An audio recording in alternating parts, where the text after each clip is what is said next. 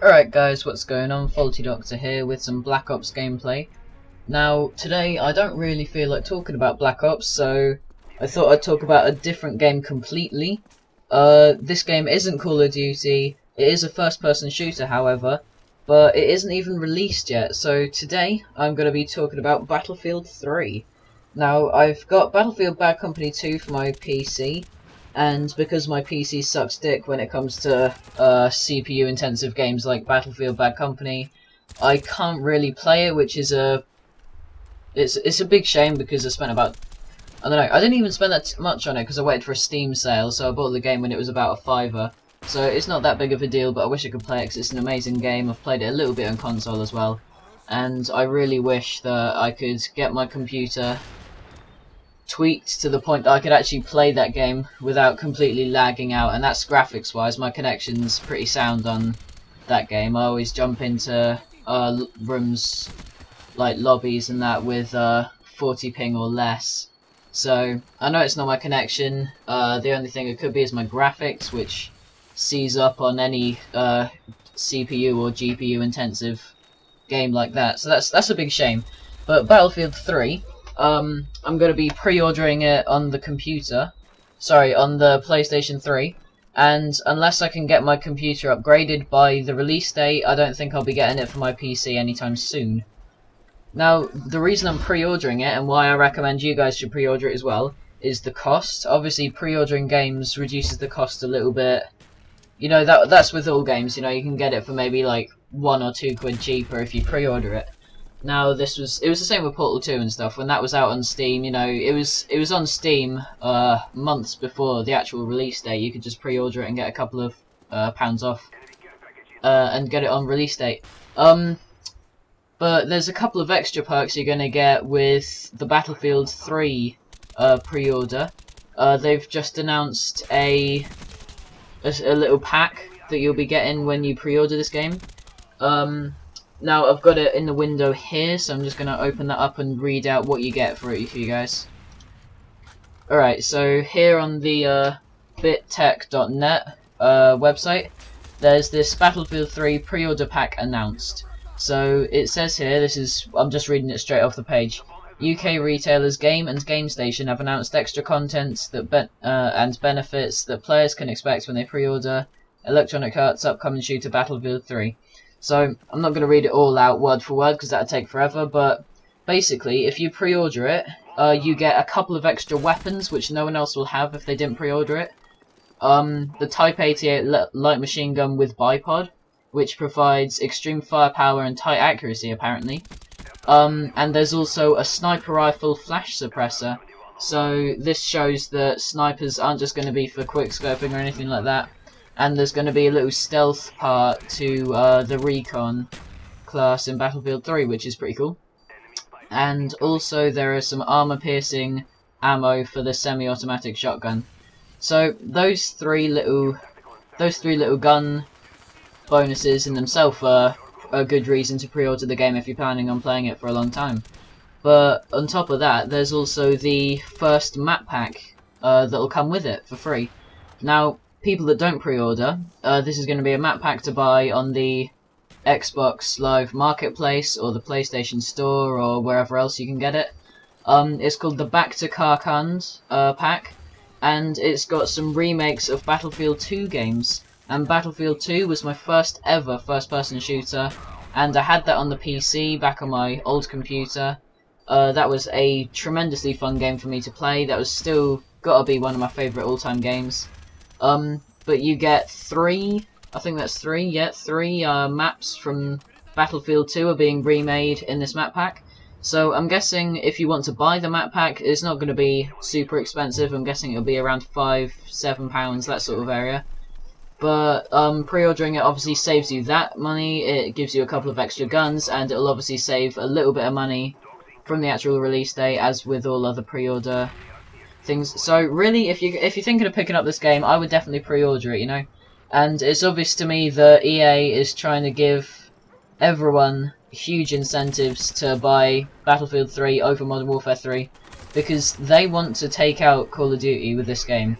And I hope they do. I wish them all the best of luck with that, because Call of Duty has been the top selling game. It's won all these awards for about 4 or 5 years in a row now. It's still an amazing series. I'm getting Modern Warfare 3 as well. But I think it would be pretty interesting, it'd shake things up a little if a new game stepped onto the pedestal and took up the place of Call of Duty for a while, even if it was only for a couple of years. So on top of all that bonus content you're going to get from pre-ordering it, the game in general looks like it's going to be really cool. They've upped their standards from 30 frames a second to 60 frames a second with their new Frostbite 2 game engine. Now this is a big deal. Call of Duty, the tight controls for Call of Duty, like anyone that's played Call of Duty and then went to Battlefield, or Halo for that matter, have told me that they think that the controls feel slow, they feel a little bit sluggish and heavy when you try and play Battlefield or Halo, and that's because you're not used to it. That's really the only reason. The controls are fine. If you play Battlefield and you've never played Call of Duty, the controls feel fine, but when you step to Call of Duty on 60 frames a second, when you step to Call of Duty on 60 frames a second, it makes a massive difference because the reaction time is just that much quicker. You know, it's a really huge deal when you're playing. It's a huge deal when you're watching the game. It just looks smoother, it feels cleaner, all of that good stuff. So it's a really good thing, in my opinion, that Battlefield is stepping up their game and putting this new game in at 60 frames a second to make it a competitor with Call of Duty. So that's another really good thing. And the graphics look stunning on this game, seriously.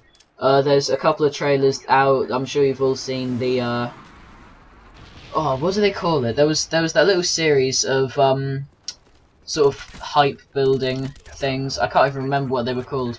It was like a 3-part video, like a 20-minute total video, just showcasing some of the gameplay from what Battlefield 3 is going to have.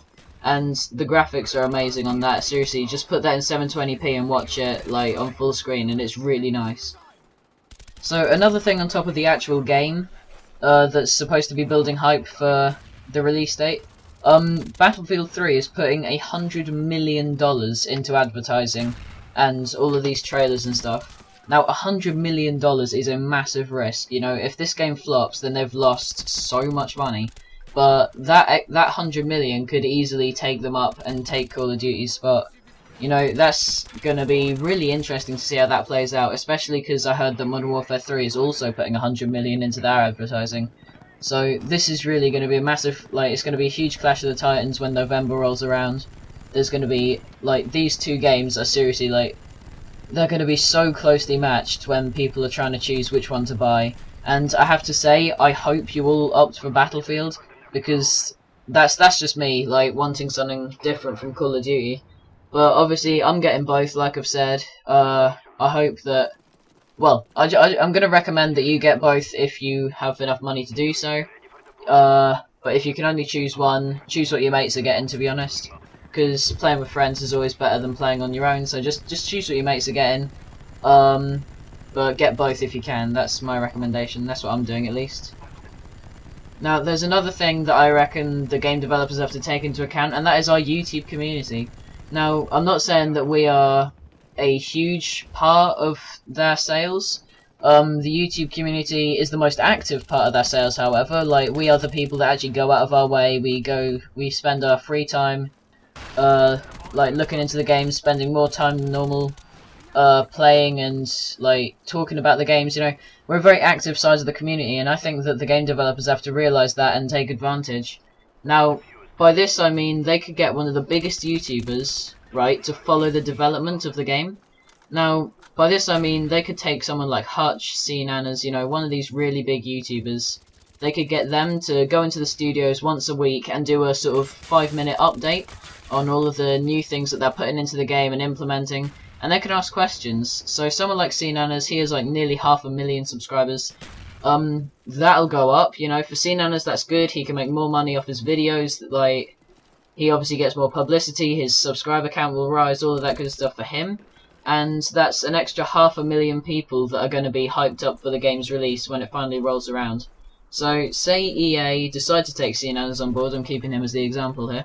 So they decide to take him on board into the development team, and they use his subscriber base for feedback, you know, instead of one of these, like, sketchy little forums with maybe 100, 200, 300 views on the forums, where they ask for advice and stuff, and they talk about their development. I reckon they should just let a big YouTuber do a video on it, like a little vlog, just a 5-minute thing, you know, like get people's input on what they want into the game.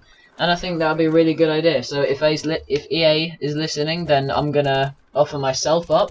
If they can fly me out to America, then I'll be happy to do it. But with my, what is it now, like 5 subscribers, I doubt that's gonna happen. It'd be cool if it did, but I doubt it. So, yeah, that's all I've got to say about Battlefield 3, really, from what I know, at least. Now, here come my opinions on it and what I want them to implement into the game. Now, they're obviously putting a huge amount of money into this game, so I really hope that they spend a little bit extra and give us dedicated servers. And theatre mode. Theatre mode is a huge deal for me. I think whichever of the 2 games, if Battlefield 3 or Modern Warfare 3, whichever one of them, put in theatre mode and dedicated servers, they are going to be the clear winners when it rolls around to November. So everyone likes theatre mode, everyone loves theatre mode. It's a really, really good thing that they've added into the game, what Black Ops has added. I think that's one of the best features about Black Ops. It's one of the most interesting, one of the most new features, and it definitely adds a little something to the game. So I think if Battlefield did that, and they had dedicated servers, they could easily take the throne for the best-selling first-person shooter of the year. That's just my opinion. I know there's going to be a lot of people that want dedicated servers at the very least, but I think dedicated servers and theatre mode is going to be an easy recipe for a great game from either of them. So, just to sum up, I'm getting both games. I urge you to get Battlefield, but really get what your mates are getting. That's going to be the most fun for you. And I really hope that Call of Duty has to hand over the crown to Battlefield for once. But I don't know, that's just me. Leave in the comments which game you're buying, whether you're buying Battlefield or Modern Warfare 3 or both, like me.